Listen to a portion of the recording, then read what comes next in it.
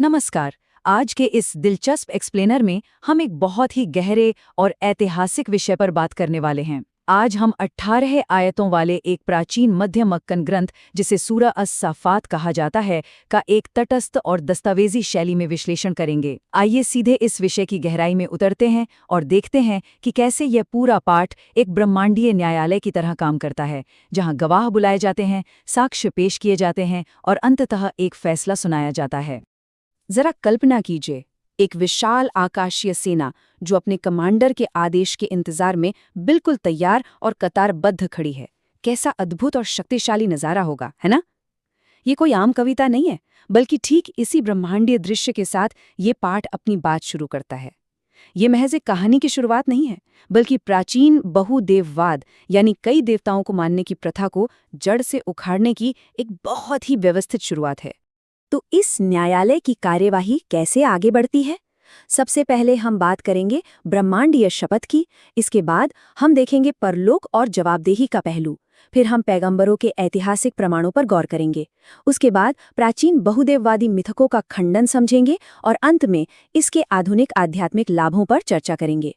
चलिए अपने पहले विषय से शुरुआत करते हैं, ब्रह्मांडीय शपथ और ईश्वरीय व्यवस्था की स्थापना।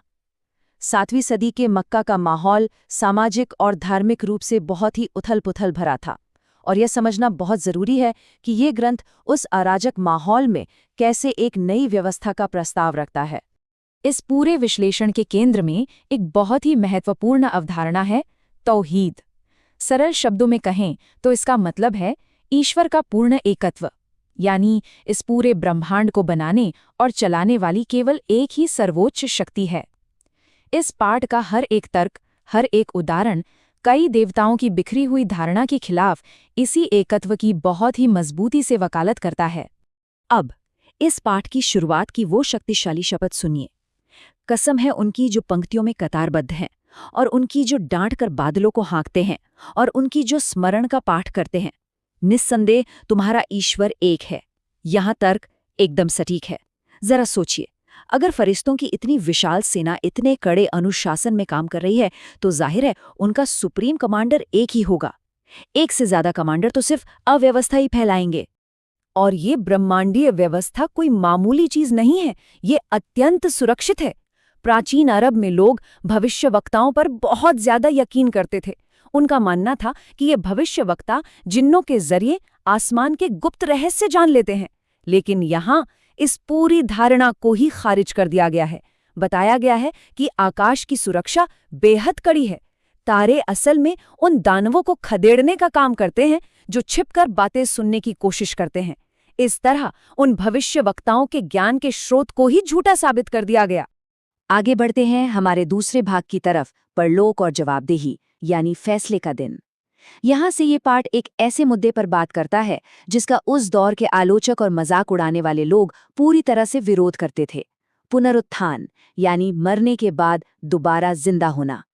उन आलोचकों के बौद्धिक अहंकार को तोड़ने के लिए दर्शन शास्त्र के एक बहुत ही शानदार तरीके का इस्तेमाल किया गया है, जिसे ए फॉर ऑरी तर्क कहते हैं। तर्क बहुत ही सीधा और प्रभावशाली है। जिस सर्वशक्तिमान ने इस इतने विशाल ब्रह्मांड, आकाशगंगाओं और अनगिनत तारों को बनाया है, क्या उसके लिए एक साधारण सी मिट्टी से इंसान को दोबारा बनाना कोई मुश्किल काम होगा? बिल्कुल नहीं। इस सवाल के आगे आलोचक पूरी तरह से निरुत्तर हो जाते हैं। इस तर्क को स्थापित करने के बाद एकदम सिनेमाई अंदाज में परलोक के दो बिल्कुल विपरीत दृश्य पेश किए गए हैं। एक तरफ है आनंद के बाग, जहां सम्मान है और एक ऐसी शुद्ध क्रिस्टल जैसी सफेद शराब है जिससे कोई नशा नहीं होता, और दूसरी तरफ है नर्क के सबसे निचले हिस्से से उगने वाला जक्कूम का पेड़, जिसके फल इतने डरावने बताए गए हैं मानो शैतानों के सिर हों। ये तुलना अमूर्त धर्मशास्त्र को एकदम जीवंत और महसूस होने वाली वास्तविकता में बदल देती है। अब एक बहुत ही दिलचस्प सवाल, जब परलोक में दुनिया के सारे गठबंधन और रिश्ते टूट जाएंगे तो लोग किसे दोष देंगे? कल्पना कीजिए एक कोर्टरूम जैसी पूछताछ का, जहां अनुयायी और उनके गुमराह करने वाले नेता आमने सामने हैं और एक दूसरे पर इल्जाम लगा रहे हैं। ये दृश्य बहुत ही शानदार तरीके से दिखाता है कि दुनिया की वफादारी और कबीलाई रिश्ते ईश्वरीय न्याय के सामने एक पल भी नहीं टिक सकते। अब आते हैं हमारे तीसरे भाग पर, पैगंबरों के ऐतिहासिक प्रमाण। ध्यान देने वाली बात यह है कि ये सिर्फ पुरानी कहानियां नहीं हैं, बल्कि कोर्टरूम में पेश किए गए मजबूत सबूत और केस स्टडीज हैं। अगर हम इस ऐतिहासिक समय रेखा को देखें तो एक बहुत ही स्पष्ट पैटर्न नजर आता है। प्रारंभिक युग में नूह की बाढ़ से लेकर इब्राहिम का बलिदान, लूत के शहर, मूसा और हारून की किताब, इलियास का संघर्ष और अंत में यूनुस का वेल के पेट वाला किस्सा। हर युग में एक पैगंबर आता है, उसे समाज द्वारा नकारा जाता है, लेकिन अंततः हमेशा ईश्वरीय सत्य की ही जीत होती है। ये एक अकाट्य ऐतिहासिक प्रतिरूप है। इसमें पैगंबर इब्राहिम की कहानी का जिक्र बहुत ही रणनीतिक है। 7वीं सदी के मक्का के लोग खुद को गर्व से इब्राहिम का वंशज बताते थे, लेकिन यहीं पर उनकी सोच का विरोधाभास सामने आता है। जो लोग इब्राहिम के वंशज होने का दावा करते हैं, वे उसी मूर्ति पूजा में कैसे लगे हो सकते हैं जिसे इब्राहिम ने खुद अपने हाथों से नष्ट किया था? ये उनके ही तर्कों को उन्हीं के खिलाफ इस्तेमाल करने का एक बेहतरीन उदाहरण है। पैगंबरों की इसी श्रृंखला में यूनुस का जिक्र भी बहुत खास है। वेल के पेट में उस घोर अंधकार और अत्यधिक संकट के समय उनकी वो मशहूर प्रार्थना, तेरे सिवा कोई पूज्य नहीं, तू पवित्र है, निसंदेह मैं ही अत्याचारी रहा हूँ। ये घटना हमें एक बहुत बड़ी बात सिखाती है। हालात चाहे जितने भी बुरे और नामुमकिन क्यों न लगें, सच्चे दिल से किया गया पश्चाताप हमेशा ईश्वरीय दया को अपनी ओर खींचता है। और इसका सबसे बड़ा सबूत है नीनवे के निवासियों की घटना। जब वहां का आसमान लाल हो गया और विनाश बिल्कुल तय लग रहा था, तो पूरे के पूरे समुदाय ने सच्चे मन से पछतावा किया। और पता है क्या हुआ? उन्हें बचा लिया गया।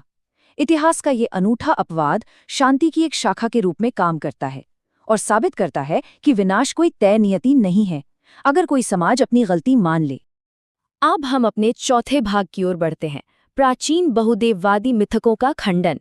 इस ब्रह्मांडीय न्यायालय के अंतिम चरण में तत्कालीन समाज की सबसे आपत्तिजनक और बेतुकी मान्यताओं पर सीधा प्रहार किया गया है।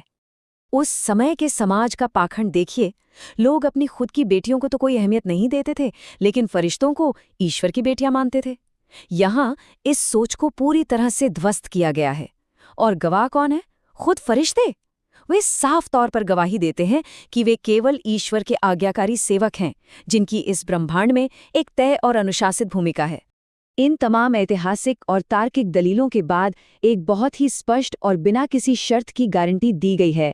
हमारे सेवकों, रसूलों के लिए हमारा शब्द पहले ही आगे बढ़ चुका है कि निश्चित रूप से उनकी मदद की जाएगी और हमारी सेनाएं ही अंततः विजयी होंगी। जो लोग सच्चाई के रास्ते पर हैं और जिन्होंने जुल्म सहा है, ये उनके लिए अंतिम जीत का एक बहुत बड़ा आश्वासन है। और अब हमारा 5वां और आखिरी भाग, आधुनिक आध्यात्मिक लाभ। प्राचीन इतिहास के इस सफर के बाद आइए देखते हैं कि आज के समय में इस पाठ का क्या महत्व है। ये केवल इतिहास की किताब का कोई पन्ना नहीं है।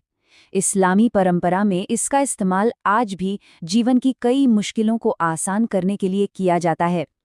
चाहे मृत्यु के समय की पीड़ा को कम करना हो, आपदाओं और नकारात्मक शक्तियों से सुरक्षा पानी हो, मानसिक शांति हो, या फिर रुकिया जैसी आध्यात्मिक चिकित्सा का अभ्यास हो, आज भी दुनिया भर में लाखों लोग उपचार और सुरक्षा के लिए इसका नियमित उपयोग करते हैं। तो इन सब पर चर्चा करने के बाद एक बहुत ही गहरा सवाल उठता है। जब ब्रह्मांड के इस अद्भुत अनुशासन और मानव इतिहास के इतने पुख्ता और निर्विवाद प्रमाण हमारे सामने रखे गए हैं, तो क्या इंसानियत अंततः अपने विवेक का इस्तेमाल करेगी?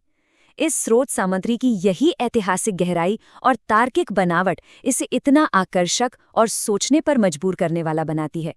आज के इस रोमांचक और ज्ञानवर्धक विश्लेषण में हमारे साथ जुड़ने के लिए आपका बहुत